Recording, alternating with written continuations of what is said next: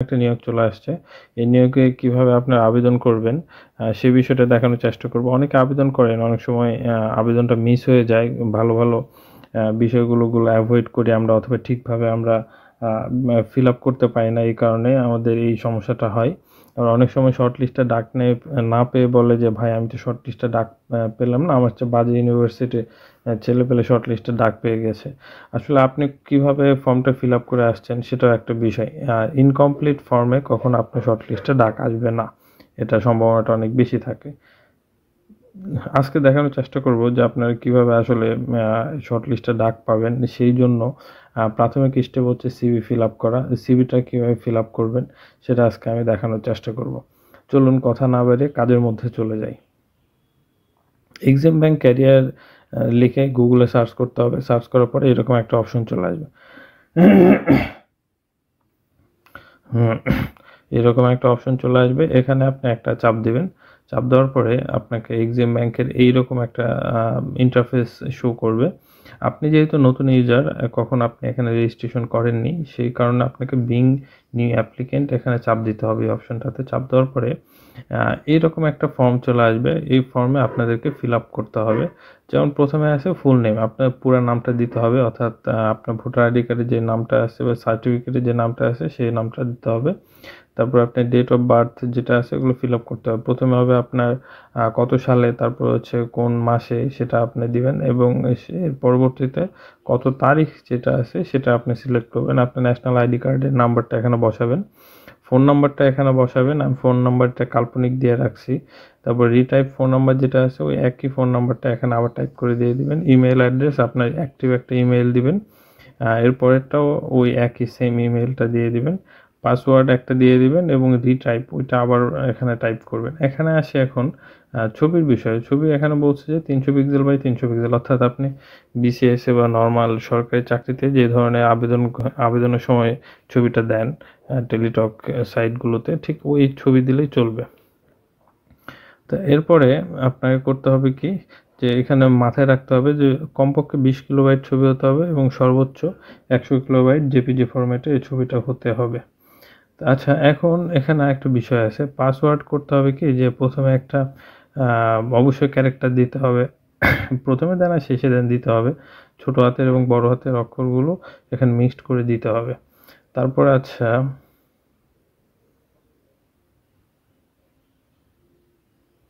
আচ্ছা, এখানে পাসওয়ার্ড ইনস্ট্রাকশনের কথা বলি যে আপনার এত স্ট্রং পাসওয়ার্ড ওখানে লাগবে না। যেমন @ চিহ্ন, এই চিহ্ন, সেই চিহ্ন এগুলো দিতে হবে না।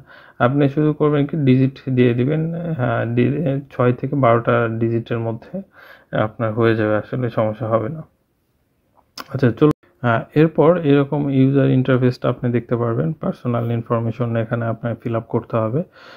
এখানে আপনি করবেন কি, যে why you are interested in EXIM Bank, এই বিষয়টা আপনাকে ফিল আপ করতে হবে। আপনি কেন এক্সিম ব্যাংকের উপর ইন্টারেস্টেড। এখন আপনি জানেন না যে আসলে এখানে ইফেক্টিভ কি কথাগুলো লিখবেন। আমি আপনাদের সহজ একটা বুদ্ধি দেখিয়ে দিচ্ছি। আপনি চ্যাট জিপিটিতে যাবেন। চ্যাট জিপিটিতে যাওয়ার পরে এখানে আপনি লিখবেন যে হ্যাঁ, কি বলা হয় যে why you are interested in EXIM Bank, এই জিনিসটা এটা লিখবেন। লিখে তারপরে আপনি পোস্টের নামটা লিখবেন এখানে, যে অন, সরি এখানে লগ আউটে আমি চাপ দিলাম। তারপর লিখবেন যে অন কোন পোস্ট আছে আপনার সেই পোস্ট লিখবেন। তাহলে ওনারা একটা আপনাকে ইনস্ট্রাকশন দিয়ে দিবে। আমি আপনাদেরকে দেখিয়ে দিচ্ছি এটা আপনাদের সুবিধার্থে।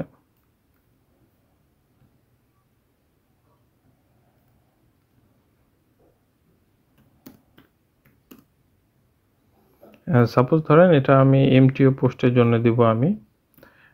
এমটিও পোস্ট, তাহলে দেখেন যে এমটিও পোস্টটা ওনারা কি দিয়ে দেয়। আমার নেটটা স্লো, এই কারণে একটু সমস্যা হচ্ছে। আচ্ছা, আমার নেটওয়ার্কটা এখন ঝামেলা করতেছে, এই কারণে আসতেছে না।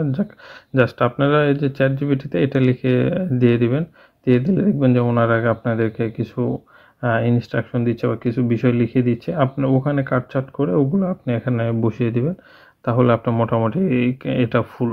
তারপর হচ্ছে যে আপনি ন্যাশনালিটি এগুলো ফিল আপ করবেন। এগুলো আপনারা পারবেন। রিলিজিয়ন, ম্যারিটাল স্ট্যাটাস, তারপরে মাদার নেম, যে এগুলো আপনারা দিবেন। জেন্ডার আপনি যেটা ছেলে না মেয়ে না কোনটা এটা দিয়ে দিবেন। পার্মানেন্ট অ্যাড্রেস যেটা আছে প্রথমে ডিস্ট্রিক্ট সিলেক্ট করবেন, উপজেলা, এটা আপনার কোন পোস্ট অফিসে আছেন সেই পোস্ট অফিসেরটা আপনার লিখতে হবে।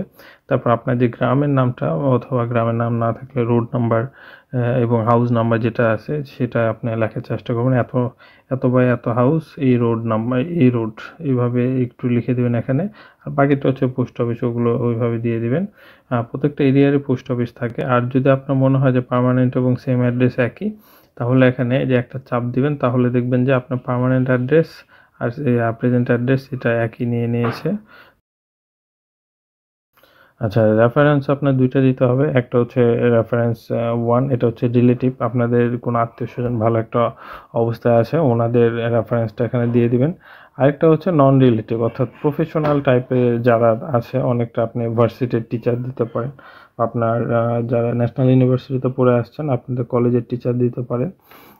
এইভাবে ওনাদের নাম দিবেন, ডেজিগনেশন মানে অর্থাৎ কোন পদে ওনারা ওখানে চাকরি করে, অর্গানাইজেশন অর্থাৎ কোন কলেজে চাকরি করে বা কোন কোম্পানিতে চাকরি করে।